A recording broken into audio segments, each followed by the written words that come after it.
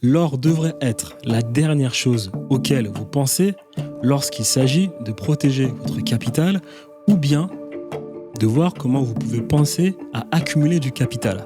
Ça devrait être la dernière chose. C'est toujours de savoir si vous n'avez pas le moyen d'aller ailleurs. Depuis que les États-Unis d'Amérique ont officiellement renoncé à l'étalon or, la boîte de Pandore a été ouverte. Et donc, du coup, regarder l'or par rapport à toutes les manipulations de la monnaie vis-à-vis des États, ça ne sert absolument plus à rien. L'or, c'est le dernier des derniers recours lorsqu'il faut rembourser les investisseurs étrangers. Pas à l'intérieur du pays. À l'intérieur du pays, c'est-à-dire, par exemple, le gouvernement japonais qui doit aux Japonais, c'est complètement différent. Mais par contre, rembourser les investisseurs étrangers, c'est quelque chose de différent. Le problème qu'il y a en France, et c'est pour ça qu'il faut faire attention avec l'or, c'est que avant d'aller taper dans les stocks d'or, même si je sais pertinemment que Sarkozy l'a déjà fait, avant d'aller taper dans les stocks d'or, si Macron réussit encore aujourd'hui à emprunter de l'argent auprès des investisseurs étrangers, c'est parce que les Français ont de l'épargne dans leur compte bancaire. Ça, ils le savent. Et même d'ailleurs, lorsque les systèmes bancaires commençaient, lorsque l'industrie se développait et qu'elle commençait à aller de plus en plus vite, notamment avec l'Empire britannique, et que derrière les marchands ont appris que esclavagiser des États était un moyen exceptionnel de faire de l'argent. Ils ne pensaient pas à récupérer de l'or, ils pensaient à récupérer l'argent prêté aux États au travers de l'épargne des citoyens d'un pays. Donc du coup, qui payent des impôts. Ça n'a jamais été par rapport à l'or. Quand l'or commence à monter, c'est que c'est très mauvais signe. Vu qu'on vit aujourd'hui dans un monde capitaliste, donc ce qui compte aujourd'hui de nos jours, c'est l'accumulation du capital. S'enrichir au travers du capital et de l'argent. Ce n'est plus vraiment une question de terre comme à l'époque des nobles.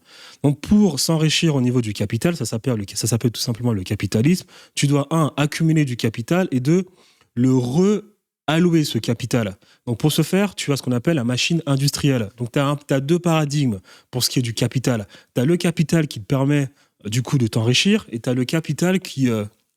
T'as le capital dans le sens l'enrichissement et t'as le capital dans le sens préservation de ton capital, de la valeur que tu as réussi à capter de par un appareil industriel. Donc du coup, quand on parle par exemple de monnaie, les gens pensent souvent que la monnaie c'est juste du cash. C'est pas que du cash. La monnaie c'est le taux d'intérêt, c'est aussi le taux de change.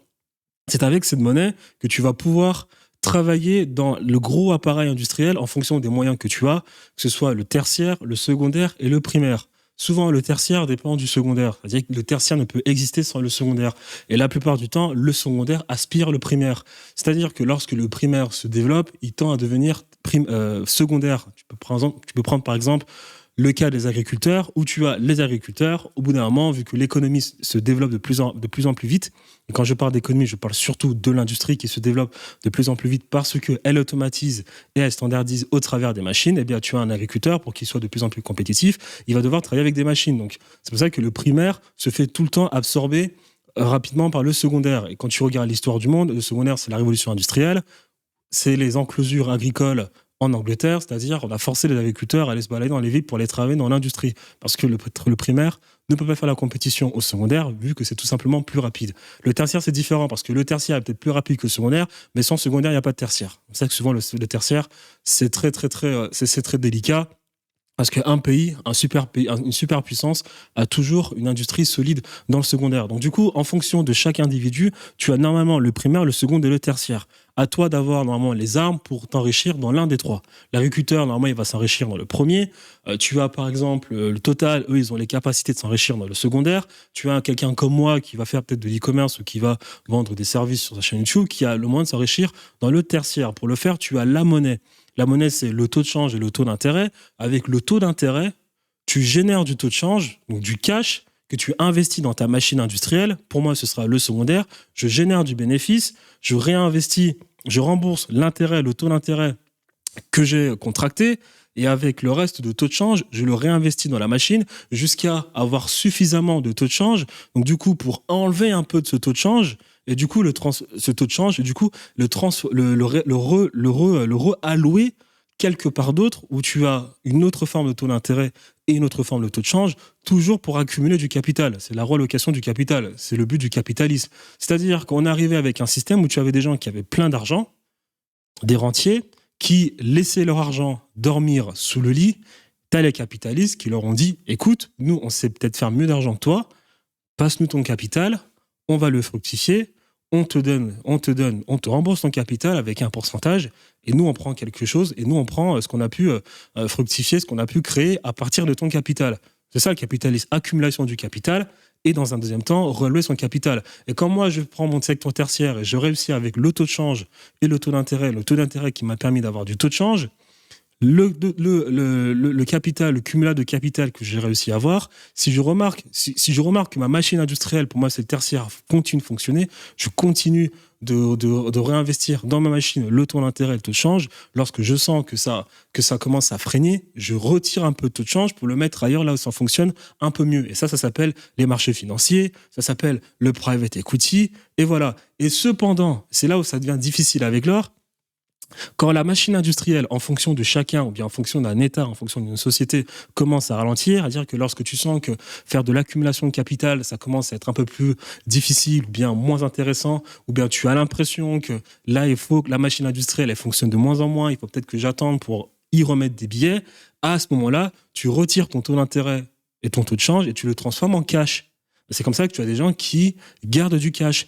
Et quand ils gardent du cash, comme je l'ai dit au début, tu as deux paradigmes. Tu as le paradigme où tu fais de l'accumulation de capital, et tu as le paradigme où tu préserves ton capital. Lorsque tu as du cash, tu es toujours dans le premier paradigme, c'est-à-dire que tu es toujours dans le paradigme de l'appareil industriel, tu es toujours dans la prise de risque, mais en cash. C'est quand tu as du cash, tu es toujours dans le risque. Quand tu as du cash, tu es soumis au taux d'intérêt de la banque, tu es soumis à n'importe quelle péripétie, ton cash peut perdre en valeur. Tu es toujours en cash. Mais pourquoi tu gardes en cash ? Parce que tu as toujours la croyance profonde qu'à tout moment, la machine industrielle peut repartir. Soit la tienne, soit celle d'un autre. Si c'est celle d'un autre, tu fais du taux d'intérêt. Si c'est la tienne, tu fais du taux de change. Et pour certains investisseurs qui passent en or, cela veut dire que là, la machine industrielle ne fonctionne plus.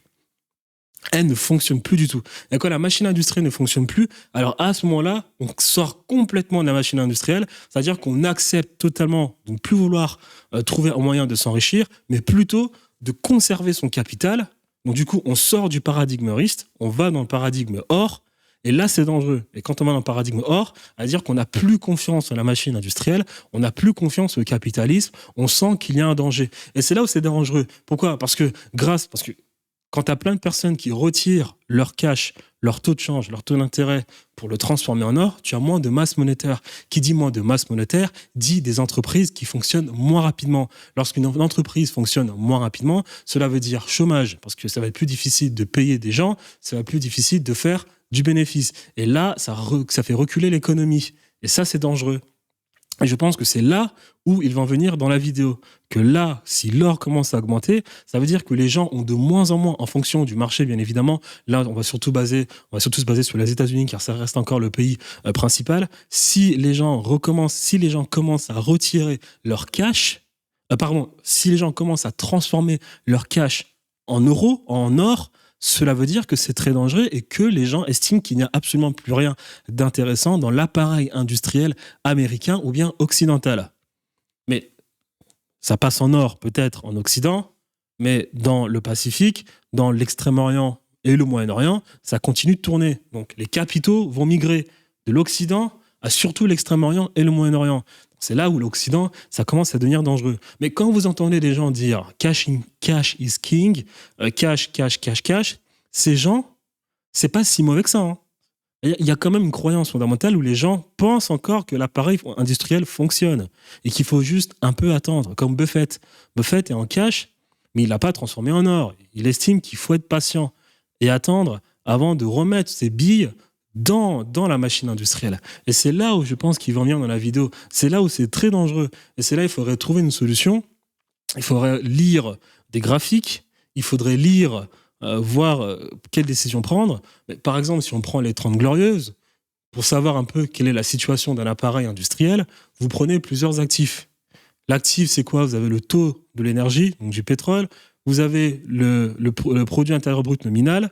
Vous avez le private equity, l'equity dans les actions, vous avez les obligations d'État et vous avez le cours de l'or. Pour expliquer ce que je disais, quand un appareil industriel fonctionne parfaitement, les deux courbes, vous allez vraiment voir que toutes les courbes vont monter, parce que tout se passe bien, comme dans Clan Glorieuse. Vous allez voir que les deux courbes qui performent le moins, ça va être l'or, parce que les gens estiment que là, c'est le moyen de faire plein d'argent. J'ai aussi oublié l'immobilier. Prenez plusieurs actifs. Vous prenez le cours de l'énergie, l'or, le produit intérieur brut pour mesurer les salaires, le travail, la valeur travail, l'immobilier, le private equity, donc les actions, que ce soit en public ou en private, et les bons du trésor. Pour un paradigme tel que les 30 Glorieuses, vous allez voir que ce qui est tout en haut, normalement, c'est l'immobilier, le produit intérieur brut et comment ça s'appelle les actions, les equity, principalement. Après les bonds du trésor français. Et en dernier lieu, ça va être l'inflation, parce que c'est aussi un actif, l'inflation et l'or. Parce que les gens estiment que là, il n'y a pas besoin d'avoir de l'or, puisque l'appareil industriel fonctionne. Donc on y va, on se fait du cash. Et lorsque tout le monde, ça veut dire que les entrepreneurs se font plein d'argent, cela veut dire que les travailleurs se font plein d'argent, parce que tu as le produit intérieur brut qui monte, l'equity qui monte, les entrepreneurs se font plein d'argent. Si les bons du Trésor montent, ça veut dire que le gouvernement est viable et qu'il maîtrise bien la dette.